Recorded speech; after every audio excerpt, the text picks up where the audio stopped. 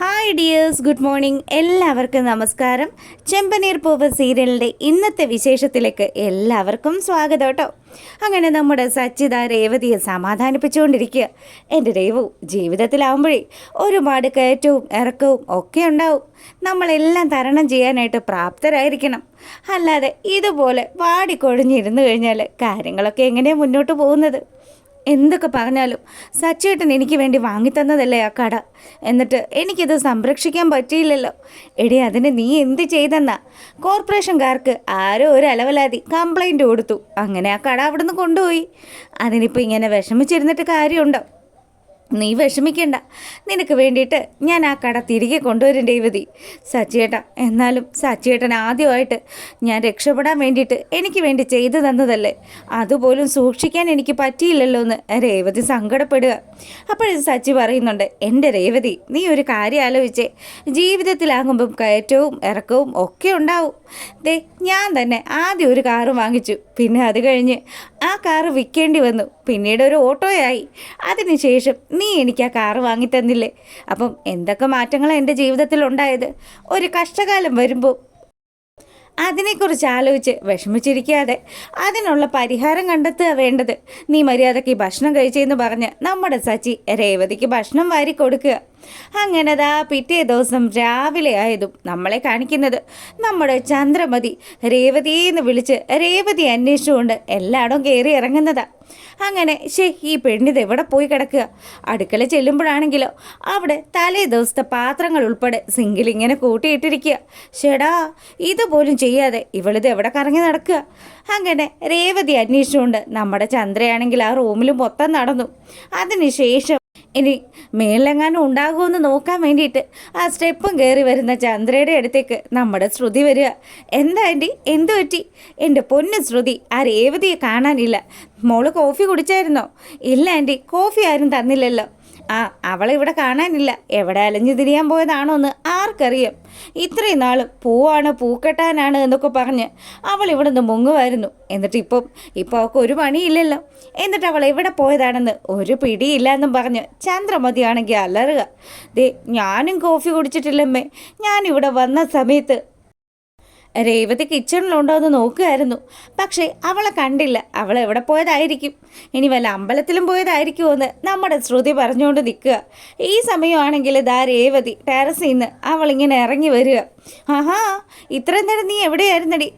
അങ്ങനെ നമ്മുടെ രേവതിയുടെ മുഖത്ത് നോക്കി ചന്ദ്രമതി ചോദിക്കുക. അപ്പോൾ ചന്ദ്രയോട് പറഞ്ഞു, അമ്മ എന്താ പ്രശ്നം? അതേ, നിനക്ക് തോന്നുമ്പം വരാനും തോന്നുമ്പോൾ പോവാനും ഇത് സത്രമൊന്നുമല്ല.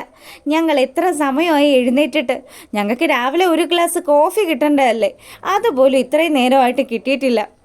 അതേന്നേ, ശ്രുതിയാണെങ്കിലോ ഇത്രയും നേരമായിട്ടും കോഫിക്ക് വേണ്ടി വെയിറ്റ് ചെയ്തിരിക്കുമായിരുന്നു എന്ന് നമ്മുടെ ശ്രുതി പറയുക. അപ്പോൾ രേവതി പറഞ്ഞു, ഞാൻ എഴുന്നേക്കാൻ താമസിച്ചു അമ്മേ. നിങ്ങൾക്ക് എന്താ കോഫി ഇട്ട് കുടിക്കാൻ മേലെ? എനിക്കിന്ന് വയ്യാത്ത കൊണ്ടാണെന്ന് രേവതി പറയുമ്പം, കൊള്ളാലോടി, നിനക്ക് ഇപ്പം വേറെ വേലയും കൂലിയൊന്നും ഇല്ലല്ലോ. നീ ഈ വീട്ടിൽ ഫുൾ ടൈം ഫ്രീ ആയിട്ടിരിക്കുകയല്ലേ? അങ്ങനെയുള്ളപ്പം നീ തന്നെ ഇതൊക്കെ ചെയ്യണം. ദേ, എൻ്റെ മക്കളോട് കോഫി ഉണ്ടാക്കി കുടിക്കാൻ പറയാനായിട്ട് നീ ആരാ? ദേ, ഈ വീട്ടിലെ എല്ലാ ജോലികളും ഇതിനു മുന്നേ ചെയ്തിരുന്നത് നീ തന്നെ അല്ലായിരുന്നോ? നീ തന്നെ ഇനിയും അങ്ങോട്ട് ഈ ജോലികളൊക്കെ ചെയ്യണം. ഇപ്പോഴാകുമ്പോൾ ഇവൾക്ക് പ്രത്യേകിച്ച് വേലയും പണിയൊന്നും ഇല്ലല്ലോ. ഇനി ഫുൾ ടൈം ഇവിടുത്തെ കാര്യങ്ങളൊക്കെ നിനക്ക് നോക്കി നടത്താൻ പറ്റും. അങ്ങനെയൊക്കെ നമ്മുടെ രേവതിയെ അധിക്ഷേപിച്ച് സംസാരിക്കുക ചന്ദ്രമതി. അമ്മ, ദയവ് ചെയ്ത് എനിക്ക് നല്ല തലവേദന എടുക്കുന്നുണ്ട്. അമ്മ ഇപ്പോഴത്തെ എൻ്റെ മാനസികാവസ്ഥ ഒന്ന് മനസ്സിലാക്കണമെന്ന് രേവതി പറയുക. എന്നിട്ട് ചന്ദ്രമതി ആണെങ്കിൽ ഇതൊന്നും കേൾക്കുന്നില്ല. നിനക്ക് അഹങ്കാരമായിരുന്നു, എന്താട്ടമായിരുന്നു നീ ആടിക്കൊണ്ടിരുന്നത്. വെളുപ്പിന് 4 മണിക്ക് എഴുന്നേറ്റ് പൂ മേടിക്കാൻ വേണ്ടി മാർക്കറ്റിൽ പോകുന്നു. അവിടെ നിന്ന് തിരികെ വന്നു കഴിഞ്ഞാലോ പല പണിയും നീ എന്നെ കൊണ്ട് ചെയ്യിപ്പിച്ചിട്ടില്ലേ? എന്നിട്ട് ഇപ്പോൾ അവൾ നേരവും കാലവും ഇല്ലാണ്ട് എഴുന്നേറ്റ് വന്നിരിക്കുക. അമ്മേ, ഞാൻ എൻ്റെ കട പോയ സങ്കടത്തിലാണ്. ആ സങ്കടത്തിൽ ഞാൻ പല കാര്യങ്ങളും ആലോചിച്ച് ഉറങ്ങാൻ വൈകിപ്പോയി. അങ്ങനെയൊക്കെ രേവതി പറഞ്ഞിട്ടും ചന്ദ്രമതി നിർത്താൻ തയ്യാറല്ല. ചന്ദ്രയാണെങ്കിൽ ഇങ്ങനെ കത്തി കയറുമ്പോഴത്തേക്കിനും രേവതി പറയുന്നുണ്ട്, ഇന്നൊരു ദിവസേ നിങ്ങൾ ആരെങ്കിലും കോഫി ഉണ്ടാക്കി കുടിച്ചാൽ എന്ത് സംഭവിക്കാൻ പോകുന്നു? എന്നൊരു കാര്യം ചെയ്യടി, ഇന്നല്ല ഇനിയുള്ള ദിവസങ്ങളിൽ മൊത്തം ഞാൻ ഉണ്ടാക്കി കൊടുക്കാം എല്ലാവർക്കും. നിൻ്റെ മുന്നിലും കൊണ്ടുവന്ന് തരാം. എൻ്റെ കാര്യങ്ങൾ ആരും ചെയ്യണ്ട, എൻ്റെതൊക്കെ ഞാൻ തന്നെ ചെയ്തോളാന്ന് നമ്മുടെ രേവതി അങ്ങനെ പറഞ്ഞുകൊണ്ട് നിൽക്കുക. ഈ സമയമാണെങ്കിൽ സച്ചിത ടെറസിൽ നിന്ന് അവൻ്റെ പായും തലേണവും ഒക്കെ എടുത്തുകൊണ്ട് ഇറങ്ങി വരിക. ഈ ബഹളം കണ്ടതും സച്ചി അവരുടെ അടുത്തേക്ക് ചെന്നു. എന്താ രേവതി, എന്താ ഇവിടെ പ്രശ്നം? സച്ചിയേട്ടാ, ഞാൻ എഴുന്നേക്കാൻ അല്പം വൈകിപ്പോയി. ഇവർക്കാർക്കും കോഫി കിട്ടിയില്ലെന്നാണ് പറയുന്നത്. അതിനെ ഈ പ്രശ്നമൊക്കെ ഉണ്ടാക്കുന്നത്. എന്താ, കോഫി നിങ്ങൾക്കാർക്കും ഉണ്ടാക്കിയാൽ കുടിക്കാൻ പറ്റില്ലെന്ന് ചന്ദ്രയോട് നമ്മുടെ സച്ചി ചോദിച്ചു. ആ വന്നല്ലോ, വക്കീലുദ്യോഗസ്ഥൻ വന്നല്ലോ. അല്ലേലും നീ ആടാ ഇവളെ ഇങ്ങനെ സപ്പോർട്ട് ചെയ്ത് വഷളാക്കുന്നത്. എൻ്റെ രേവതി, നീ ഒരു കാര്യം ചെയ്, നീ ഇവനെയും കെട്ടിപ്പിടിച്ച് എവിടെയാന്ന് വെച്ചാൽ പോയി ഇരുന്നോ. അല്ല, എല്ലാ ദിവസവും ഇവിടെ ഹാളിലാണല്ലോ കിടക്കുന്നത്. ഇന്നിപ്പോൾ എന്താ പ്രത്യേകത? ഇന്നിപ്പോൾ എന്തിനാ ടെറസിൽ പോയി കിടന്നത്? ഞാൻ ഇവിടെ കിടന്നാൽ എന്താ അമ്മേ, ഈ വീട്ടിലെ കാര്യങ്ങൾ ഞാൻ തന്നെയല്ലേ ചെയ്യുന്നതെന്ന് രേവതി ചോദിക്കുക.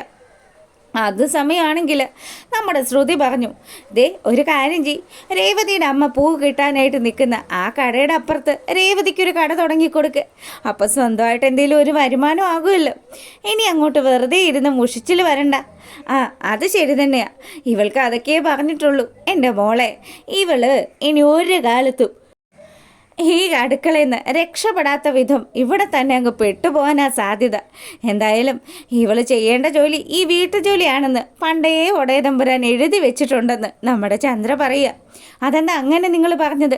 ദേ സത്യം പറയും, ഇതിനൊക്കെ പിന്നിൽ ആരാ കളിച്ചിരിക്കുന്നതെന്നെങ്ങാനും ഞാൻ കണ്ടെത്തി കഴിഞ്ഞാലുണ്ടല്ലോ, എല്ലാത്തിനും പിന്നെ വെടിക്കെട്ടായിരിക്കുമെന്ന് നമ്മുടെ ശ്രുതിയുടെയും ചന്ദ്രമതിയുടെയും മുഖത്ത് നോക്കിയിട്ട് സച്ചി പറയുക.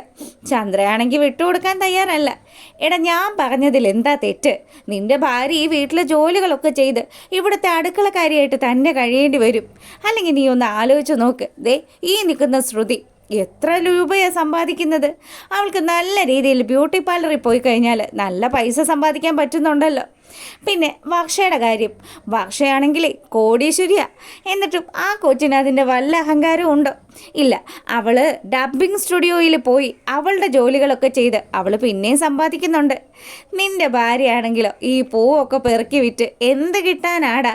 അതിലും നല്ലത് അവൾ ഇവിടെ അടുക്കളയിൽ തന്നെ കഴിയുന്നതാ. ദേ എനിക്ക് ദേഷ്യം വരുന്നുണ്ട്. നിങ്ങളൊക്കെ ഇത് എന്തൊരു മനുഷ്യരാ? ഒരാൾക്കൊരു സങ്കടം വരുമ്പം ഒരല്പം പോലും മനസാക്ഷി ഇല്ലാതെ എങ്ങനെ ഇങ്ങനെയൊക്കെ പെരുമാറാൻ പറ്റുന്നത്? എടാ, നിൻ്റെ ഭാര്യയോട് ഞാൻ ആദ്യമേ പറഞ്ഞതല്ലേ ഈ നടയിൽ കൊണ്ടുവന്ന് കട ഇടരുതെന്ന്. എന്നിട്ട് അതും പോരാഞ്ഞ് ആ കടയ്ക്ക് എൻ്റെ പേര് കൂടി വെച്ചോള്. ഇതിങ്ങനെയൊക്കെ വരുള്ളൂ എന്ന് അന്നേ ഞാൻ കാൽക്കുലേറ്റ് ചെയ്തിരുന്നു. അതുകൊണ്ടാണ് ഞാൻ പറഞ്ഞത്, എന്തിനാ വെറുതെ ഇങ്ങനെയൊക്കെ കഷ്ടപ്പെടുന്നത്? വീട്ടിലെ ജോലിയും ചെയ്ത് ഈ വീട്ടുകാരിയായിട്ട് ഇവിടെ നിന്നാൽ പോരെ, അല്ലാണ്ട് ചുമ്മാ വലിയ ബിസിനസ് ചെയ്ത് വലിയ മുതലാളി ആവാനായിട്ടുള്ള ഒരുക്കം. എടി, നീയൊക്കെ ബിസിനസ് ചെയ്തിട്ട് എവിടെ വരെ എത്താനാണെന്ന് രേവതിയോട് നമ്മുടെ ചന്ദ്ര ചോദിച്ചതും, അമ്മയ്ക്കിപ്പോൾ എന്താ വേണ്ടത്? അമ്മയ്ക്ക് കോഫി മതിയല്ലോ. ഞാൻ അടുക്കളയിൽ പോയിട്ട് കോഫി ഉണ്ടാക്കിക്കൊണ്ട് വരാം. അമ്മ ദയവ് ചെയ്ത് എന്നെ ഇങ്ങനെ വഴക്ക് പറയരുത്. ഇപ്പോഴാണ് എനിക്ക് തീരെ സഹിക്കാൻ പറ്റുന്നില്ല എന്നൊക്കെ പറഞ്ഞ് രേവതി ആണെങ്കിൽ വലിയ സങ്കടത്തിൽ അവിടെ നിന്ന് പോകുമ്പോൾ സച്ചി പറഞ്ഞു, രേവതി, നീ ഇവർക്കാർക്കും വേണ്ടി കോഫി ഉണ്ടാക്കാനൊന്നും നിൽക്കണ്ട. ദേ അച്ഛൻ വന്ന് എന്തെങ്കിലും ചോദിച്ചു കഴിഞ്ഞാൽ അച്ഛന് വേണ്ടി മാത്രം നീ ചെയ്താൽ മതി. ഇവിടെ ഈ പൗഡറേട്ടത്തിക്കും ആ വർഷയ്ക്കും ഒക്കെ കയ്യും കാലും ഒക്കെ ഉണ്ടല്ലോ, എന്താ വേണ്ടതെന്ന് വെച്ചാൽ അവളുമാരുണ്ടാക്കിക്കോളൂ എന്ന് പറഞ്ഞു. അങ്ങനെ അത് കേൾക്കാതെ നമ്മുടെ രേവതി കിച്ചണിലേക്ക് പോവുക. അപ്പം സച്ചിക്ക് മനസ്സിലായി അവളുടെ ഇപ്പോഴത്തെ ആ ഒരു മാനസികാവസ്ഥ വളരെയധികം മോശമാണെന്ന്. അങ്ങനെ നമ്മുടെ സച്ചി ജോലിക്ക് പോകാൻ വേണ്ടി ഇറങ്ങാൻ തുടങ്ങിയതും രവി അങ്ങോട്ട് വരിക. അച്ഛനെ കണ്ടതും സച്ചി പറഞ്ഞു, അച്ഛാ, ഞാനൊന്ന് കോർപ്പറേഷൻ ഓഫീസിൽ പോയാലൊന്ന് ആലോചിക്കുക. മോനെ പോണം, അച്ഛനും കൂടി നിൻ്റെ ഒപ്പം വന്നാലോ? ഏയ് വേണ്ടച്ചാ, ഞാൻ തനിയെ പോയിക്കോളാം. പിന്നെ മോനെ, രേവതിക്ക് നല്ല വിഷമമുണ്ട്. ഇന്നലെ അവളുടെ സങ്കടം ഞാൻ നേരി കണ്ടതാ. അതുകൊണ്ട് ഇപ്പം ഞാൻ വരുന്ന സമയത്ത് അവിടെ ചിരിച്ചുകൊണ്ട് നിന്ന് പൂ കെട്ടുന്ന രേവതിയെ കാണാൻ പറ്റിയില്ലല്ലോ. ആ ഒരു സങ്കടം എൻ്റെ മനസ്സിലുണ്ട് മോനെ. അച്ഛൻ സങ്കടപ്പെടുന്നതിൻ്റെ അപ്പുറം എൻ്റെ മനസ്സ് നോവുന്നുണ്ട്. അവൾ അത്രമാത്രം ഞാനിപ്പോൾ സ്നേഹിക്കുന്നുണ്ട്. അവൾ എന്നെ വിശ്വസിച്ച് എൻ്റെ കൂടെ ജീവിക്കുന്നവളല്ലേ. ഒരിക്കലും അവളുടെ കണ്ണ് കലങ്ങാനായിട്ട് ഞാൻ ഇടവരുത്തില്ലച്ച. മോനെ, എങ്ങനെയെങ്കിലും അവളുടെ കട തിരികെ എടുക്കണം. അതിന് പൈസ അടയ്ക്കേണ്ടി വന്നാൽ അങ്ങനെയാണെ അങ്ങനെ ചെയ്യണം. അറിയാലോ നിനക്ക്. പിന്നെ അച്ഛൻ ആരെങ്കിലും സംശയമുണ്ടോ എന്ന് നമ്മുടെ സച്ചി ചോദിക്കുക. മോനെ, സംശയിച്ചിട്ട് കാര്യമൊന്നും ഇല്ലല്ലോ. നമ്മുടെ കൈവശം ഇപ്പം തെളിവുകളൊന്നും ഇല്ല. എന്നെങ്കിലും തെളിവുകളോട് കൂടി തന്നെ ഇവരെയൊക്കെ പൊക്കാൻ പറ്റുവച്ചാ ഈ വീട്ടിൽ നിന്ന് തന്നെയാണ് അവൾക്കെതിരെയുള്ള ശത്രുക്കൾ പോയിരിക്കുന്നത്. എന്തായാലും അങ്ങനെ തന്നെയാണ് ആ കട ഇവൾക്ക് നഷ്ടപ്പെടുകയും ചെയ്തിരിക്കുന്നത്. മോനെ, എല്ലാ കാര്യങ്ങളും അച്ഛനും അറിയാം. ഇപ്പം നമുക്ക് മറ്റൊന്നും ചെയ്യാൻ പറ്റില്ലല്ലോ. നീ ഒരു കാര്യം ചെയ്, ഇപ്പം തന്നെ കോർപ്പറേഷൻ ഓഫീസിൽ പോയിട്ട് അവരോടൊന്ന് സംസാരിക്ക്. എന്നിട്ട് കാര്യങ്ങളൊക്കെ ഒന്ന് സെറ്റാക്കി മോളുടെ കട തിരികെ എടുക്കാൻ നോക്ക്. അതിന് തന്നെയാണ് ഞാൻ പോകുന്നത്. പിന്നെ ഒരിക്കലും ഒരു മനുഷ്യന് വിട്ട് പന്ത് തട്ടാനായിട്ട് ഞാൻ എൻ്റെ ഭാര്യയെ വിട്ടുകൊടുക്കില്ല അച്ഛാ. അവളുടെ കണ്ണ് കലങ്ങിയാൽ അതെൻ്റെ ചങ്കിലെ ചോരയായിട്ട് പൊടിഞ്ഞു വരുമെന്ന് സച്ചി പറയുക. അങ്ങനെ അവൻ അവിടെ നിന്ന് പോയി നേരെ പോകുന്നത് ടാക്സി സ്റ്റാൻഡിലേക്ക്. അപ്പോൾ കൂട്ടുകാരനാണെങ്കിൽ ചോദിക്കുന്നുണ്ട്, എടാ എന്തു പറ്റിയിടാ സച്ചി, നീ എന്താ വലിയ സങ്കടത്തിലാണല്ലോ. എടാ, രേവതിയുടെ പൂക്കട പോയല്ലോ, അവളാണെങ്കിൽ അതിൻ്റെ വലിയ വിഷമത്തിലാണ്. എടാ, അതിനിപ്പോൾ നമുക്ക് എന്ത് ചെയ്യാൻ പറ്റും.